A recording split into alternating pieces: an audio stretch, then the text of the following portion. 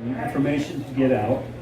The thing that Mike's doing right here tonight is he's videoing this along with the audio, the camera videos that he took, driving here, there, and yon that Mike does.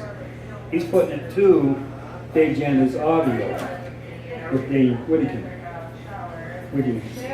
And he's going to put it on YouTube, as he does with most of our caucuses. So that is one of the remedies Mike thinks that's going to help. And quite frankly, it's the only thing we can do is spread the information. Whether or not this is causing any lead poisoning in water, Flint, because we do know that Flint has lead in the water, but they're not 100% sure where the source is.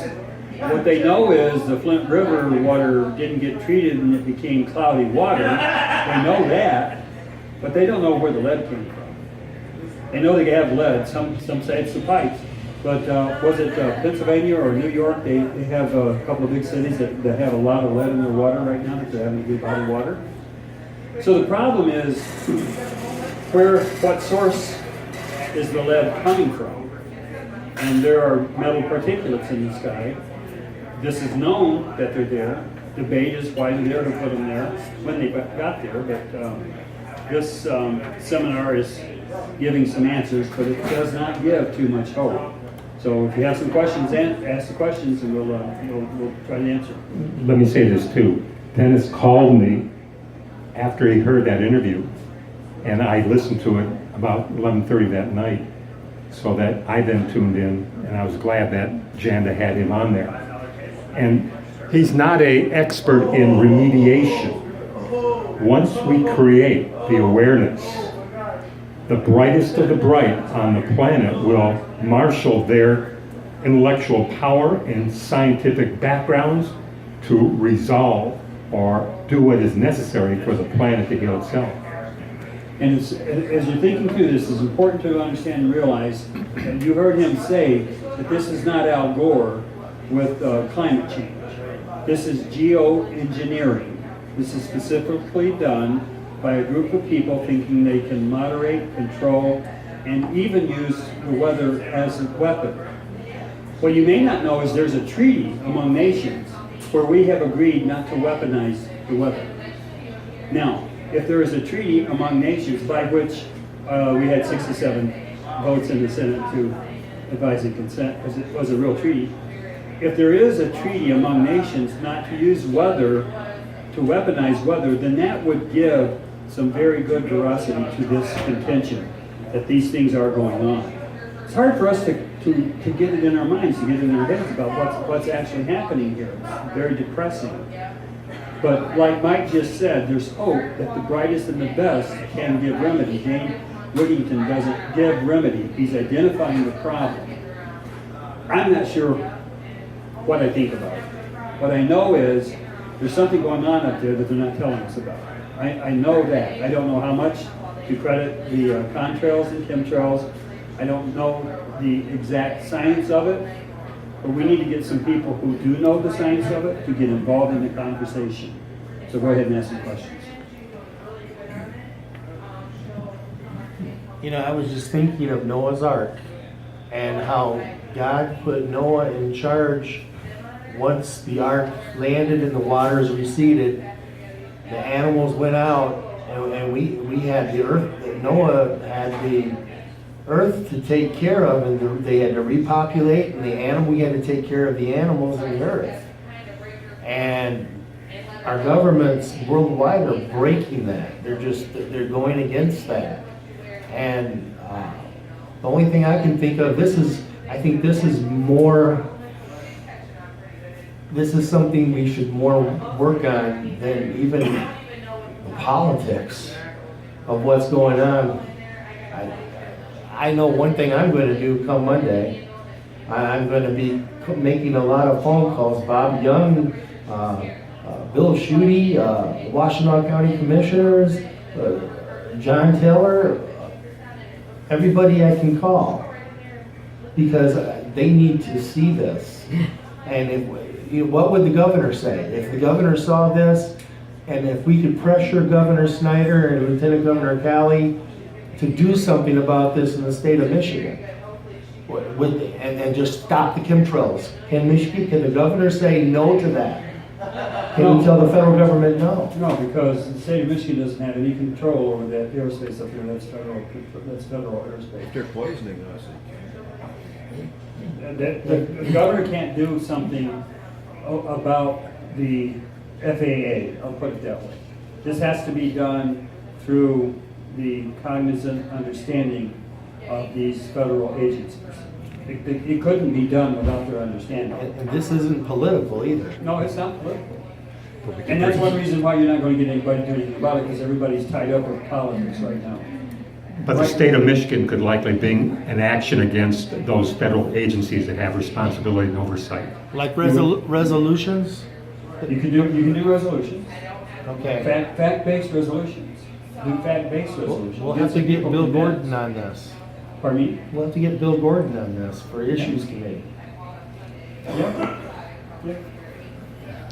Is there some place on Earth where they're not doing these chemtrails? Because even if these people who are doing this are the conspiracy nuts that are control the world or whatever, do they even have to think about where they're going to live after they're done? Well, see, it's a good question, but the real fact of the matter is, when they do it here, they do it there, no matter where, because this is a canopy over the entire Earth that these chemtrails sort of migrate to, and it creates that the atmosphere that's necessary for a park to do what they do on the ground. I don't quite understand all of it, but they do what they do because these things are in the air, these particulates. The aluminum, lead, whatever the particulates that are up there, causes them to be able to heat it in different places. And it migrates. Okay, so it's everywhere. their end game is not to destroy the Earth, that's actually what they're doing, but to Right. control the weather. Yeah, they think under the guise of doing a good thing, creating rain where they need rain. But hasn't man always, wasn't the wheel created for a good thing and then it was put on a chariot? Right, I mean, yeah. okay. Yeah. I guess that's a good analogy, as good as any.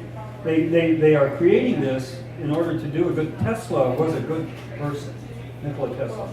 He wanted all energy that he not created, but discovered that he could give free energy to the people. And Westinghouse and Edison became big adversaries. And Edison eventually won out because of J.P. Morgan and the backing. And they were able then to charge us for energy. But Tesla's intent was very Free good, energy. was to give the people free energy. What's hard? Bill, has a question.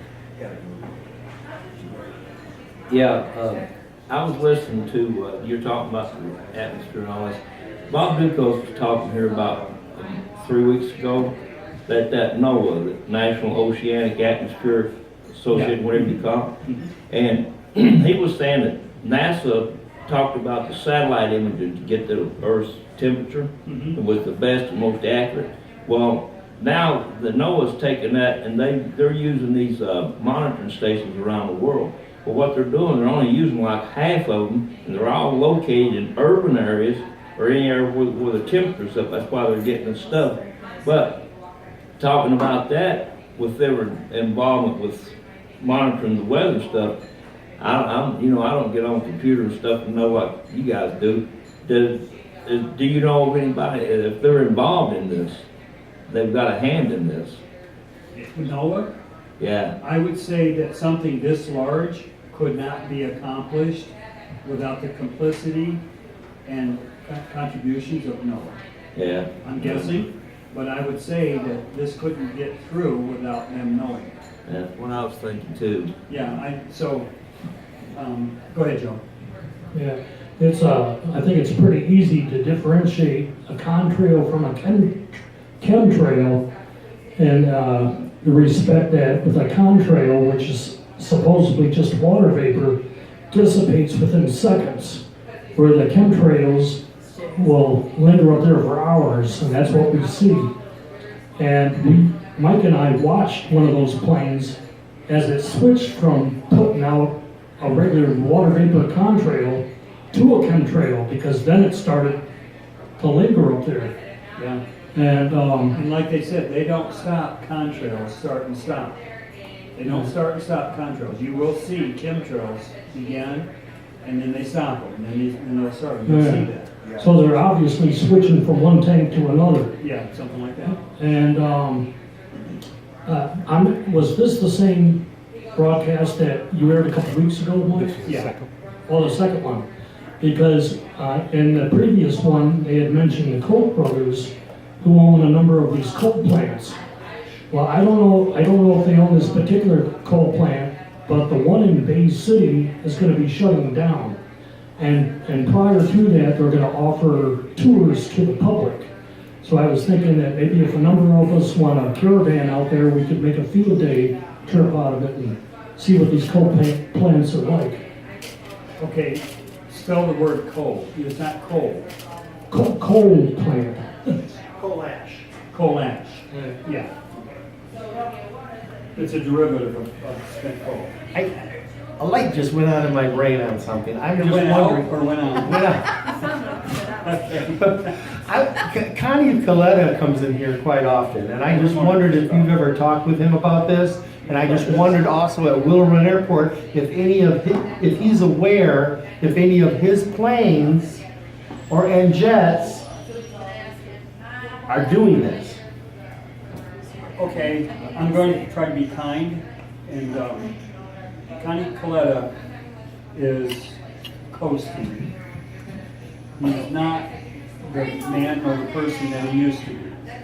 For Connie to have knowledge, understanding of this, if it is going on in those contracted planes where he contracts it. His planes are contracted, folks. Okay, yeah. Okay, it's not his business anymore. He lost his son in a racing car crash, Coletta Racing Industries. I guess you guys have heard of him before, most of them.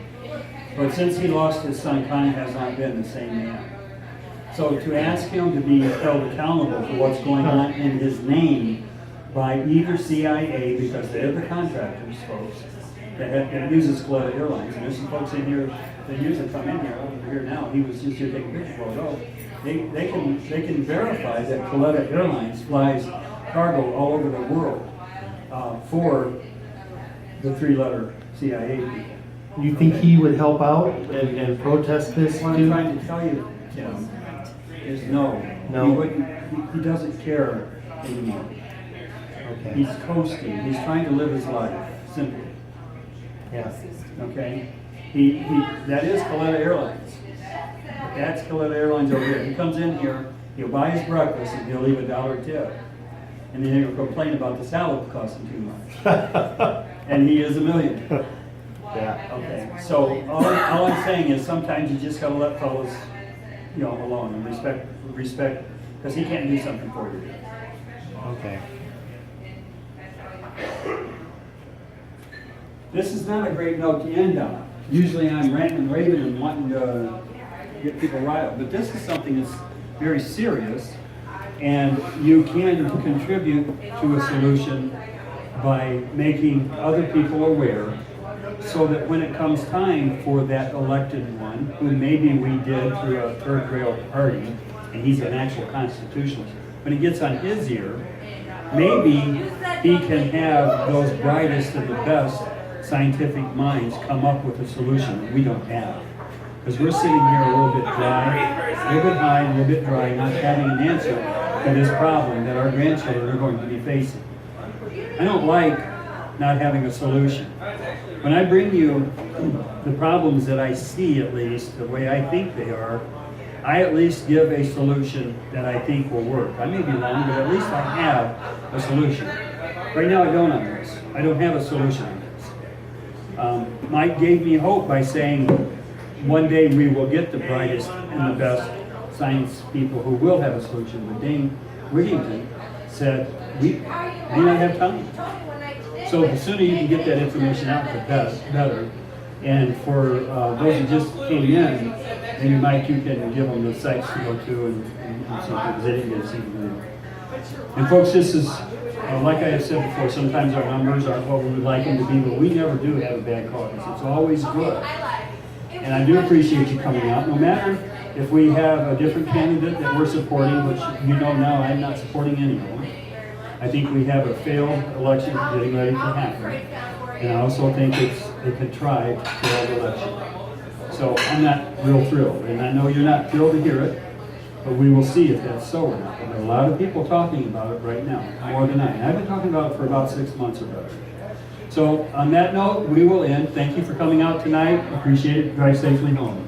Good night.